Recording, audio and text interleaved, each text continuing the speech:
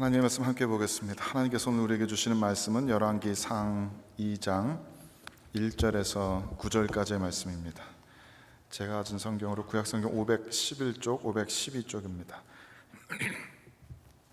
열왕기상 2장 1절에서 9절까지의 말씀 제가 봉독하겠습니다. 다윗이 죽을 날이 임박하매 그의 아들 솔로몬에게 명령하여 이르되 내가 이제 세상 모든 사람이 가는 길로 가게 되었노니 너는 힘써 대장부가 되고 내 하나님 여호와의 명령을 지켜 그 길로 행하여 그 법률과 계명과 율례와 증거를 모세의 율법에 기록된 대로 지키라. 그리하면 내가 무엇을 하든지 어디로 가든지 형통할지라. 여호와께서 내 일에 대하여 말씀하시기를 만일 네 자손들이 그들의 길을 삼가 마음을 다하고 성품을 다하여 진실이 내 앞에서 행하면 이스라엘 왕위에 오를 사람이 내게서 끊어지지 아니하리라 하신 말씀을 확실히 이루게 하시리라. 스루야의 아들 요압이 내게 행한 일 곧 이스라엘 군대 두 사령관 넬의 아들 아브넬과 예델의 아들 아마사에게 행한 일을 내가 알거니와 그가 그들을 죽여 태평시대에 전쟁의 피를 흘리고 전쟁의 피를 자기 허리에 띤 띠와 발에 신은 신에 묻혔으니 내 지혜대로 행하여 그의 백발이 평안히 스올에 내려가지 못하게 하라. 마땅히 길앗 바르실레 아들들에게 은총을 베풀어 그들이 네 상에서 먹는 자 중에 참여하게 하라. 내가 내 형 압살롬의 낯을 피하여 도망할 때 그들이 내게 나왔느니라. 바호림 베냐민 사람 게라의 아들 시므이가 너와 함께 있나니 그는 내가 마하나임으로 갈 때에 악독한 말로 나를 저주하였느니라.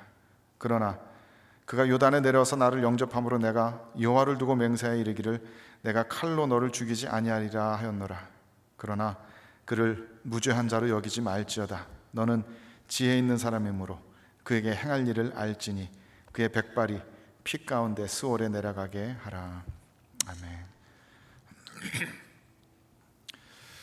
지난 2월부터 7월까지 6개월 동안 신명기 말씀 묵상 마치고요. 이제 8월 달부터 연말까지 계속 우리 열왕기 말씀 읽게 됩니다. 처음 스태프끼리 모여서 책 순서 정하면서 담임 목사님께서 책 순서 이렇게 정해 주셨을 때는 신명기 다음에 왜 꼭 열왕기에 하는지 잘 이해 못했었는데 영성일주 준비하느라고 말씀 다시 이렇게 공부하다 보니까 그 이유를 좀 알게 되었습니다. 신명기와 열왕기가 굉장히 깊은 그런 연관 관계가 있는 책들이더라고요. 성경학자들은 이 열왕기 이 상하 전체를 쓴 저자가 혹은 일련의 그 저자 무리들이 편집한 사람들이 이 바벨론 포로 시대 초기에 살았던 사람 혹은 그 무리들일 것으로 이렇게 추정하고 있는 것 같습니다. 이 열왕기의 기자들은 우선 다른 무엇보다도 신명기 신학에 굉장히 깊이 공감하고 있는 사람으로 보입니다. 어쩌면은 신명기를 마지막으로 이렇게 편찬하는 데 일조했던 사람들일지도 모르고요. 최소한 신명기 신학에 깊은 영향을 받은 사람으로 보입니다. 그렇기 때문에 열왕기 전체에 걸쳐서도 신명기 말씀의 주제가 계속해서 반복해서 드러납니다. 신명기는 우리 지금까지 공부해 오신 대로 약속의 땅 가나안 땅에 들어가기 직전에 하나님께서 모세를 통해서 이스라엘 백성들에게 다시 한번 하나님과 맺은 언약을 상기시켜주는 그런 말씀 아닙니까? 그 주제는 뭐 한마디로 말하자면은 여호와의 말씀에 순종하라. 그러면 너희가 형통할 것이고 불순종하면은 너희는 망할 것이다. 간략하게 그렇게 표현될 수 있을 것입니다.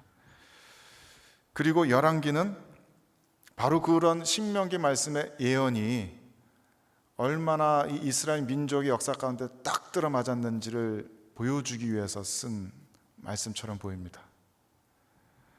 말하자면은 신명기는 이스라엘 백성들에게 이론을 가르쳐 보여준 것이었고 열왕기 책은 그 훨씬 나중 사람들 이스라엘의 역사를 거쳐가면서 영적으로 타락하고 결국 하나님 말씀에 불순종해서 하나님 말씀대로 멸망한 사람들에게, 그래서 각지 타향에 흩어져 살아가는 이스라엘 사람들에게 그것 보아라, 우리가 하나님 말씀에 불순종하여서, 그래서 우리들이 나라가 망하고 지금 이렇게 온 타양 땅에 흩어져서 하나님의 택하심을 받은 백성들로서의 정체성마저 잃어버릴 위기 가운데 처해 있지 않았느냐. 우리가 지금 이렇게 망하고 이렇게 흩어지고 이렇게 고난을 당한 것은 하나님께서 이미 오래전에 모세를 통해서 약속하신 그 말씀을 그대로 이루신 것뿐이다.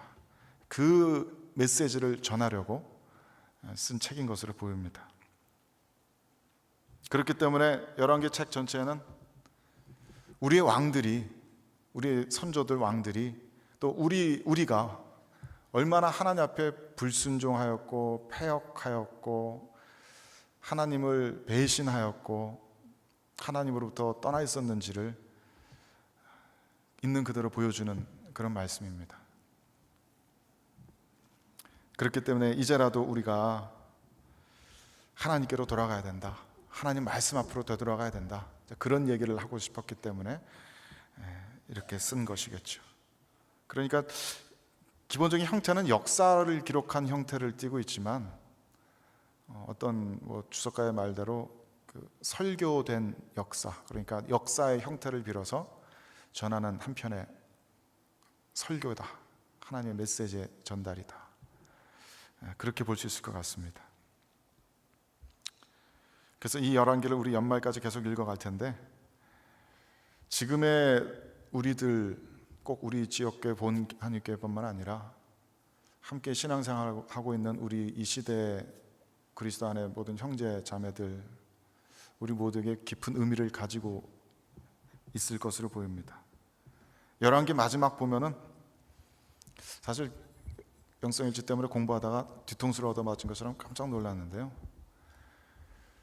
그전엔 몰랐던 것들이 이렇게 너무 뚜렷하게 보여서 깜짝 놀랐는데, 열왕기 마지막은 물론 북이스라엘 왕국과 남유다 왕국이 멸망하는 그런 이야기들로 끝이 납니다. 그런데 열왕기 기자가 더 상세하게 심혈을 기울여서 쓴 것은 국가의 멸망이라기보다 이들의 신앙에 무너지는 형태, 그것에 더 관심이 있었던 것 같습니다.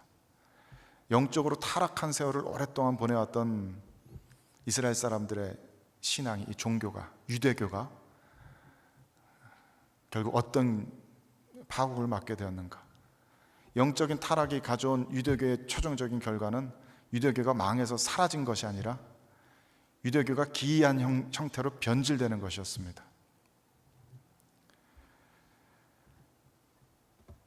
그 이야기가 뒷부분에 자세하게 나오고 있는데, 읽다 보면 참 기가 막힙니다. 하나님의 말씀을 알지도 못하는 레위 사람들이 하나님께서 선택받지 못한 이방 사람들 모아놓고 여호와 신앙을 가르칩니다. 여호와의 이름과 바알의 이름을 마구 뒤섞어 부르고 여호와께 바쳐야 할 제물과 아세라에게 바쳐야 할 제물들을 마구 뒤섞어 버립니다. 어디서 어떻게 하나님께 예배드려야 될지 알지 못한 채 그저 자기들 좋을 대로 예배드립니다. 이스라엘 왕들은 나중에는 자기 자녀를 이방 신에게 인신제사로 바치기까지 하고 온갖 종류의 우상 숭배를 서슴지 않고 저지릅니다. 그러면서도 스스로는 여호와 하나님을 섬긴다라고 말합니다. 여호와의 제단 옆에 바알과 아세라상을 놓고 함께 섬기는 그런 형국이 되어버렸습니다. 그러니까 이스라엘의 영적 타락의 결과는 유대교가 정말 가증스럽고 기이한 형태의 혼합 종교로 탈바꿈되어 버리는 것이었습니다. 곧이어서 하나님의 진노의 심판이 터져나오게 되고 국가는, 민족은 멸망당하게 됩니다. 우연찮게도 그렇게 열왕기 한참 공부할 때쯤에 토론토 주변에 몇몇 캐네디언 교회들의 사정을 좀 자세하게 들을 기회가 생겼었습니다. 물론 아직도 많은 교회들이 성실한 교역자 분들과 함께 열악한 환경 속에서 열심으로 모이고 열심으로 예배드리고 하나님 앞에 말씀 앞에 바로 서려고 노력하는 모습들도 많이 볼 수 있지만, 일부 어떤 교회들은 바로 그 열악한 환경들 때문에 신앙의 커다란 위기들을 맞고 있는 모습을 제가 보게 되었습니다. 예를 들자면 그런 건데요. 세례받지도 않은, 그러니까 신앙을 공적으로 고백하지 않은 사람을 음악 잘한다는 이유로 몇 년 동안이나 앞에서 예배 인도자로 세우고 있습니다. 그것밖엔 다른 대안이 없으니까요. 예수님을 믿지 않는다고, 자기는 아직 신앙 없다고 공공연하게 이야기하는 분들에게도 성찬을 스스럼없이 나눠주고 있습니다.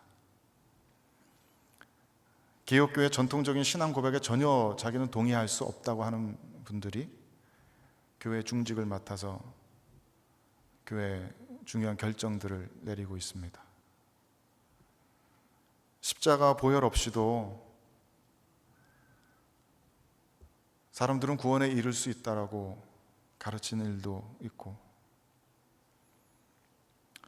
예수님의 사랑하시는 그 예수님의 사역에 집중하느라고 동성애 같은 일들을 죄악이라고 명확하게 규정하지 못하는 일들도 물론 있습니다. 그리고 다른 한편에서는 그렇게 동성애 커뮤니티를 향해서 혐오와 분노의 손가락질을 하는 가운데 교회 안에서 성직자들의 성적인 스캔들과 재정적인 부패 스캔들이 터져나오기도 합니다. 꼭 우리 주위 캐네디안 교회들뿐만 아니라 우리 한국교회 우리들의 자화상이기도 합니다. 주님을 섬긴다고 하면서 동시에 돈을 쫓기도 하고요. 하나님의 일을 이루고자 하는 방법이 정치적, 사회적 권력을 손에 쥐므로써 그 일들을 이루려고 하는 모습들도 있습니다. 주님 한 분만 예배한다고 수없이 노래하면서도 우리들 스스로의 탐욕을, 또 정욕을, 야망들을 뒤쫓습니다. 사도들이 목숨 걸고 외쳤던 복음과 지금 우리들이 이야기하는 복음은 어떨 땐 너무나 서로 동떨어진 얘기처럼 느껴질 때도 있습니다. 사도들이 그토록 갈망하던 부활의 나라의 소망과 지금 우리들이 가지고 있는 소망은 전혀 다른 색깔의 것인 것처럼 느껴지기도 합니다. 그런 무거운 마음으로 열왕기 말씀 읽다 보니까 이 말씀이야말로 정말 지금 이 시대의 우리들을 향한 하나님의 말씀인 것을 깨닫게 되었습니다. 우리는 어쩌다 이 지경이 되었는가? 우리는 어쩌다 하나님의 백성으로서의 정체성들을 다 잃어버리고 혼란스러워하고 있는가? 우리는 어디서부터 무엇을 어떻게 바로잡아 나아갈 수 있는 것인가? 마치 거울을 바라보듯이 하나님의 이 말씀 앞에 스스로의 모습을 비춰보아야 할 그런 때라는 하나님의 음성으로 듣게 되었습니다. 그래서 연말까지 이 11개 말씀 묵상을 계속해야 되는데 쉽지 않을 듯합니다. 우리는 계속해서 우리가 인정하기 싫은 우리들 스스로의 죄된 모습을 이 말씀을 통해서 비춰보게 될 것입니다.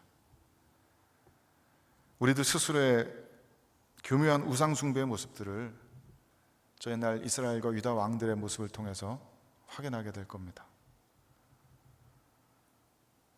우리들 하루하루의 달콤한 은혜와 위로를 끼치는 말씀보다는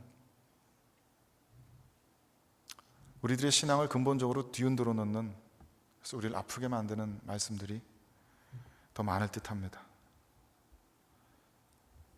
다시 한번 겸비하게 스스로를 낮추고 마음을 찢으면서 이 말씀 앞에 서야 할 것 같습니다. 오늘 읽은 본문도 사실 저에겐 굉장히 적잖게 혼란스러운 말씀이었습니다.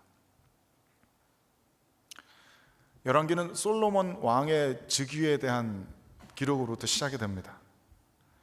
다윗 왕이 늙고 노쇠했다는 기록에서부터 그 다윗 왕이 어떻게 솔로몬에게 물려졌는가를 쓰고 있습니다. 다윗 왕은 앞으로 열왕기에서 계속 등장합니다. 다윗 왕은 이후의 왕들을 평가하는 표준 같은 인물입니다. 다윗 왕처럼 살았으면 착한 왕이고, 다윗 왕처럼 살지 못했으면 나쁜 왕입니다. 그처럼 이스라엘 역사상 가장 칭송받는 뛰어난 왕 중에 하나입니다. 그리고 솔로몬은 이스라엘 역사상 가장 최전성기를 구가했던 그런 왕입니다.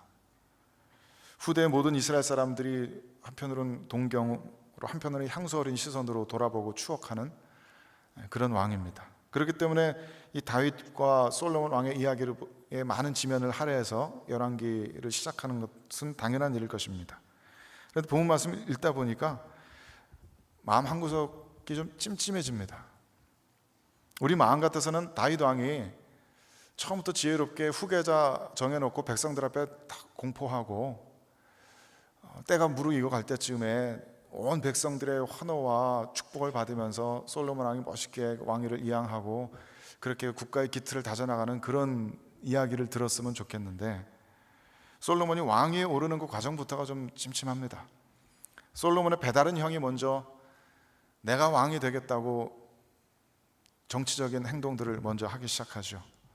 다윗 왕은 늙고 둔해져서 그것을 재빨리 알아채지도 못합니다. 하나님의 말씀을 전해야 할 선지자 나단은 이 국가적인 위기 앞에서 먼저 성전으로 달려가서 기도하고 하나님 앞에 묻는 것이 아니라, 뭐 좋게 말하면 인간적인 꾀고 나쁘게 말하면 계략 같은 것을 꾸며내어서 솔로몬의 어머니인 밧세바와 다윗 왕에게 과장된 리포트를 하고 진짜 사실일지 아닐지도 모를 이야기들로 사람들을, 다윗 왕과 밧세바를 조종하다시피 해서 결국 자신의 뜻대로 솔로몬을 왕위에 올려놓는데 성공합니다. 하나님께서 택하신 백성들의, 하나님의 왕들의 기록이 그렇게 시작되는 것입니다. 더욱 찜찜한 것은 오늘 읽은 것처럼 다윗이 남긴 유언인데요, 다윗이 남긴 유언의 첫 부분은 물론 당연히 신명기 말씀의 주제를 반복하면서 너는 하나님의 말씀에 순종해라, 그래야 네가 잘되고 형통하고 다윗 왕조가 계속될 것이다, 그렇게 하나님의 언약의 말씀을 전달합니다. 그리고 나서 다윗은, 저 이스라엘의 가장 위대한 왕 중 하나였던 이 다윗은 자신의 후계자 솔로몬에게 자신의 원한을 갚아줄 것을 요구합니다. 첫 번째는 요압 장군에 대한 일인데, 요압 장군은 다윗과 생사고락을 오랫동안 같이 해왔던 일종의 개국공신 같은 사람입니다. 다윗 군대의 총사령관입니다. 많은 권력을 쥔 사람이죠. 근데 한편으로 그는 굉장히 잔인하고 불의한 사람으로 그려지기도 합니다.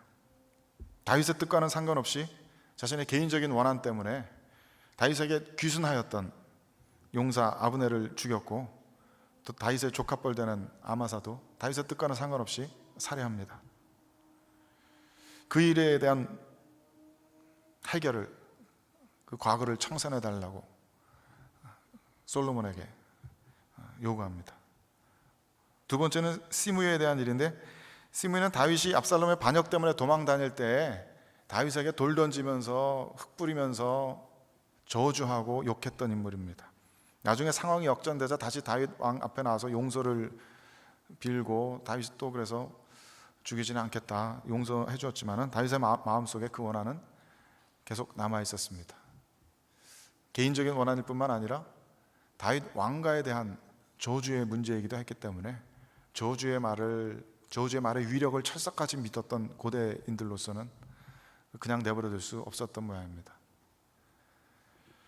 그리고 자신에게 은혜를 베풀었던 길앗 바르실레의 아들들에 대해서도 내가 다 못 갚은 은혜를 베풀라고 당부하지만 열왕기 기자는 사실 이 이야기에는 큰 관심이 없는 것 같습니다. 다윗이 당부한 이 일들, 개인 이 원한들에 대한 이야기들에 더 집중하고 있습니다. 물론 순전히 개인적인 원한만은 아니었을 것입니다.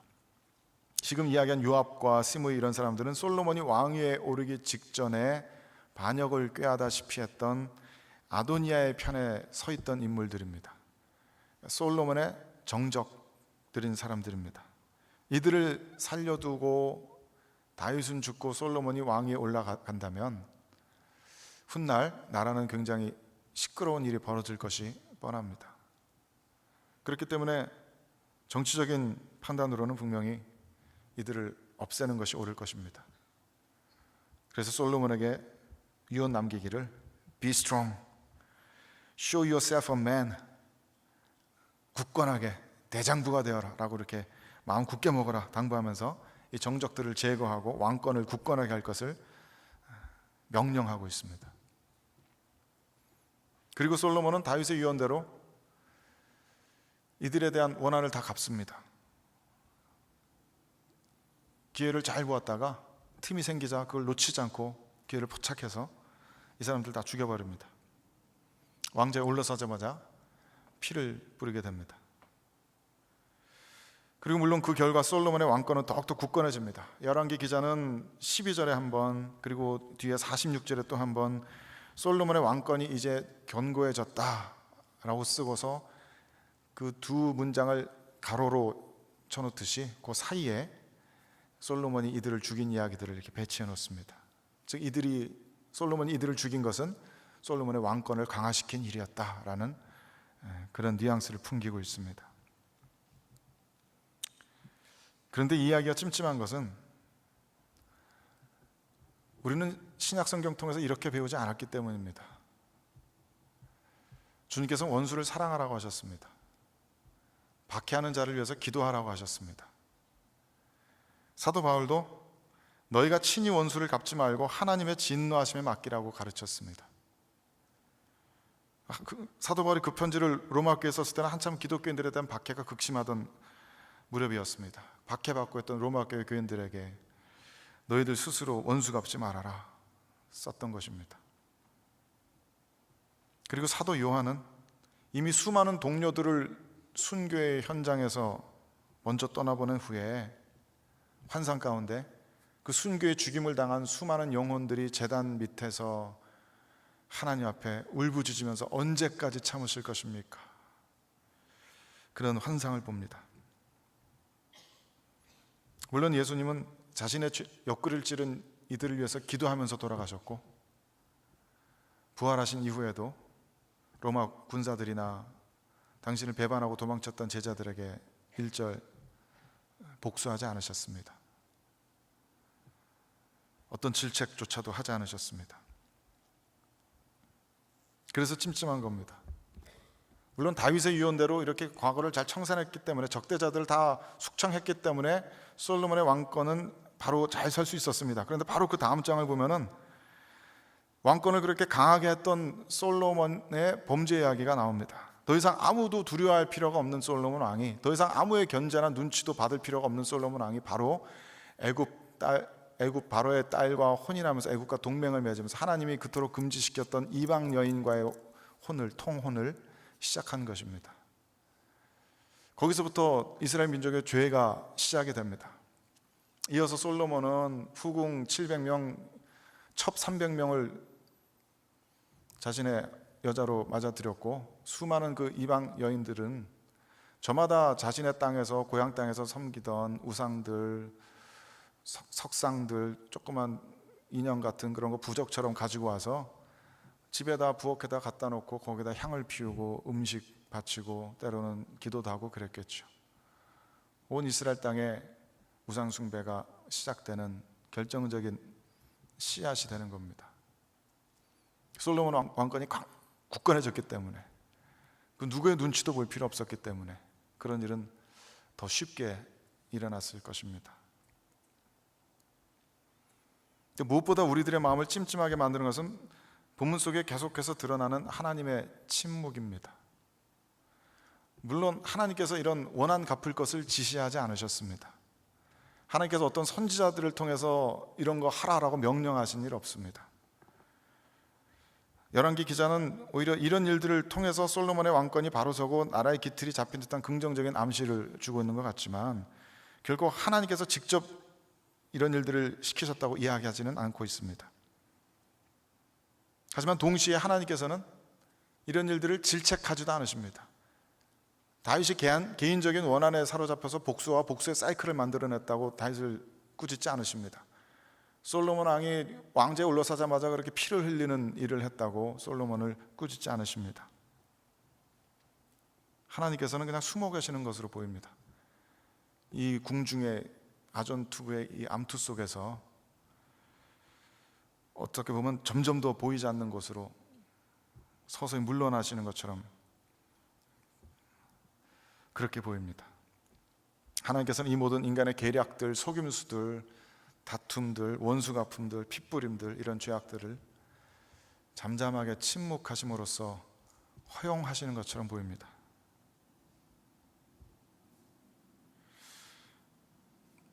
다른 말로 하자면 하나님께서는 이 모든 인간들의 거친 역사 위에서 혹은 그 역사의 안쪽에서, 뒤에서 여전히 섭리하고 계시다고 봐야 되겠죠.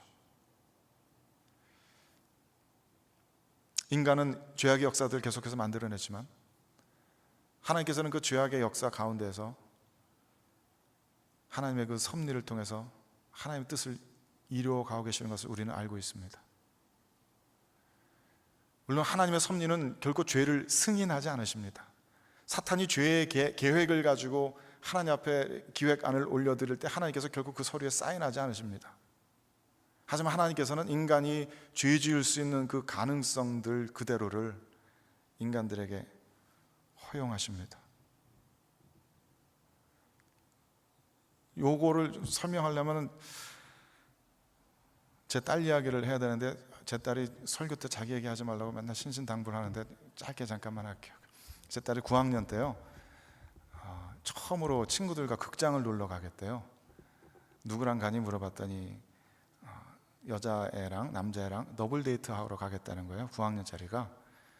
그 얘기를 듣고 우리 집사람이 너무 충격받아 놀래가지고 네가 나이가 몇인데 지금 더블 데이트라고 극장에 가서 뭐 하려고 그래 이렇게 따졌는데 아내와 이렇게 며칠 우리 이렇게 고민하고 그러다가 결국은 보내주기로 했습니다. 제 딸의 극장행을 허용해 주었습니다. 물론 그렇다고 저희들이 가서 남자애들이랑 손잡고 뭐 하든지 그렇게 하라고 승인해 주진 않았습니다. 하지만 그럴 수 있는 가능성 자체를 그냥 허용해 준 겁니다. 그게 우리들로서는 딸에게 줄 수 있는 그 당시에 가장 큰 사랑이었고 신뢰의 표현이었다고 생각합니다. 죄 지을지도 모르죠. 그게 죄인지는 모르겠지만 죄 지을지도 모릅니다. 하지만 그 가능성까지도 다 허용해 주는 겁니다. 하나님께서는 열왕기 전체 말씀을 통해서 굉장히 잠잠하신 것처럼 보입니다. 그렇게 많이 간섭하지 않으십니다. 아브라함과 이삭과 야곱의 일생에 이렇게 친히 간섭하셔서 여러 번 같이 얘기하시고 모세와 친구처럼 대면하면서 말씀하시고 모세를 통해서 수많은 말씀을 이스라엘 백성들에게 들려주셨던 하나님께서 사사의 시대를 거쳐가면서 이제 점점 조금씩 침묵하고 계시는 것처럼 보입니다. 인간에게 굉장히 많은 것들을 허용해 주시면서도 인간들이 죄짓고 역사를 어지럽히도록 놓아두시면서도 신비로운 방식으로 그 가운데서 하나님의 뜻을 관철시켜 나가십니다. 생각하다 보니까 그게 참 놀라웠습니다. 본문 말씀을 계속해서 생각하고 또 생각하면서 드는 생각은 이것이 우리 인간들의 역사라는 겁니다. 우리 인간들의 역사는 이처럼 불완전합니다. 하나님의 택하심을 받은 백성들이라고 해도 우리들이 만들어 놓는 말과 행동들은, 우리들의 개인적인 역사들과 이 공동체의 역사들은 결코 완벽하지 않습니다. 수많은 크고 작은 죄와 허물들이 우리들의 돌아온 삶의 역사에 가득합니다. 내가 불완전하고 내 가정과 내 교회가 불완전하고 우리들의 리더들이 불완전합니다. 그것이 우리들이 만들어내는 우리들의 불완전한 인간적인 역사입니다. 그리고 하나님께서는 그곳에서, 그 안에서, 그 뒤에서 성실하게, 신실하게 일하십니다.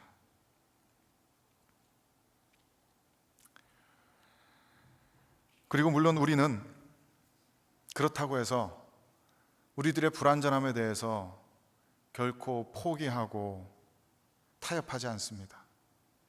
그래서는 안 됩니다. 우리의 삶의 역사가 죄와 허물로 가득 차 있지만 그러한 스스로에 대해서 결코 만족하지 않습니다. 자긍하지 않습니다. 오히려 우리들 스스로의 과거를 뒤돌아보면서 계속해서 가슴을 치고 이렇게 부족할 수밖에 없는 우리들을 스스로 안타까워하고 미워하고 혐오합니다. 눈물을 흘리고 수없이 하나님 앞에 부르짖으면서 돌아갈 길을 찾습니다. 수많은 왕들이 거듭거듭 점점 더 심해지는 우상숭배를 향해서 나아갔지만 그 가운데 등장하는 몇몇의 신실한 왕들은 다시 한번 역사를 하나님께로 되돌려 놓으려고 우리들 스스로의 가슴을 찢으면서 울고 하나님 앞으로 나아가려고 길을 씁니다. 물론 그들의 노력마저도 불완전합니다. 완전한 인간은 없습니다. 완전한 역사는 없습니다. 그리고 하나님께서는 그 가운데서 계속해서 일하십니다. 우리는 우리들 스스로의 죄와 허물들을 돌아보고 가슴을 치고 아파하면서 계속해서 눈을 들어 위의 것을 바라봅니다. 우리들의 지나온 역사는 죄와 허물로 점철되어 있지만 언젠가 우리 주님께서 가지고 오실 저 궁극적인 소망의 부활의 세계는 그 나라는 완전하리라. 그 나라에서 우리들이 만들어 나갈 역사들은 지금까지의 것보다는 비교도 할 수 없을 만큼 완전한 것이리라. 그렇게 소망하게 됩니다. 우리의 그런 삶의 모습은 굉장히 이율배반적인 모순적인 모습입니다. 우리들의 삶의 모습을, 이 왕들의 이런 모습들을 윤리적으로나 도덕적인 관점에서 보자면 굉장히 하잘것없고 별 가치 없는 인생들인 것처럼 보일지 모르겠습니다. 하지만 최소한 미학적으로는 아름답다고 말하고 싶습니다. 어쩔 수 없는 불완전함의 속성에 갇혀 있지만 끊임없이 눈을 들어 완전한 세상을 바라봅니다. 스스로의 불완전함에 가슴을 치고 괴로워하고 눈물을 흘리지만 언젠가 완성될 우리들 스스로의 모습을 바라보기를 멈추지 않습니다. 우리들의 왕들은 늘 부족하였고 늘 모자랐었고 늘 죄지었고 허물투성이었지만 우리들의 영원하신 왕께서는 아무런 죄와 허물도 없는 가장 완벽한 왕이시리라.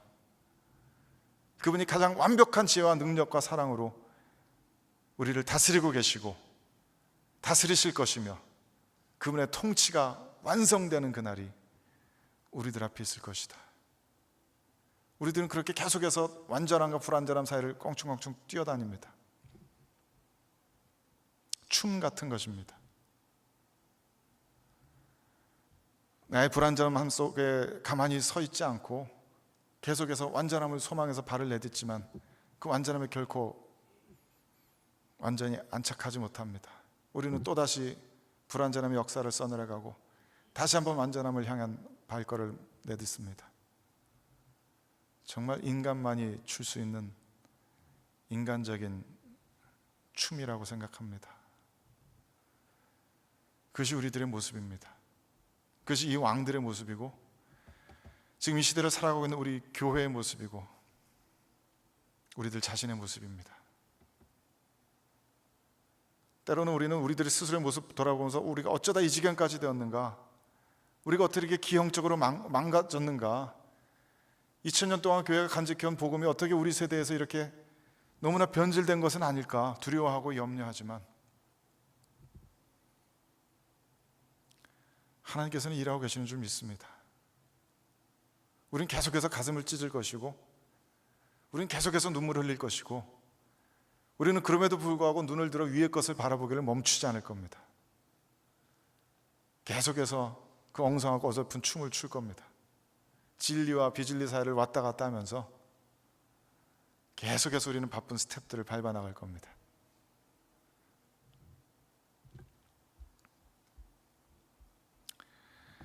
그러한 인간만이 출 수 있는 인간으로서의 생명의 춤을 열심히 추고 있는 우리들 서로를 바라볼 때 우리는 서로가 참 가엾습니다. 우리는 누구도 서로를 향해서 너는 틀렸다고, 그건 잘못된 거라고 함부로 말할 수 있을 것 같지 않습니다.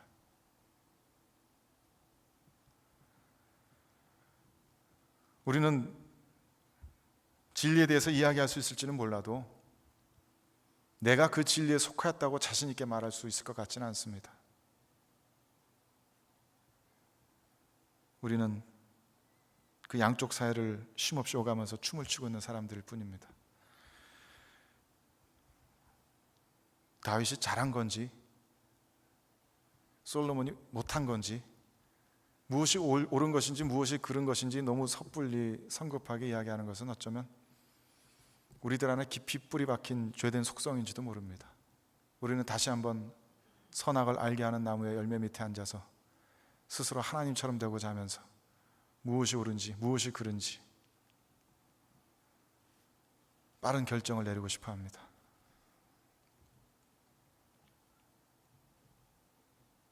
하지만 우리는 누가 옳고 틀리다는 것을 말하기 전에 불완전한 인간으로서의 서로를 가엾게 여기면서, 그럼에도 불구하고 우리 가운데 일하시는 신실하신 하나님을 기억해야 할지 모르겠습니다.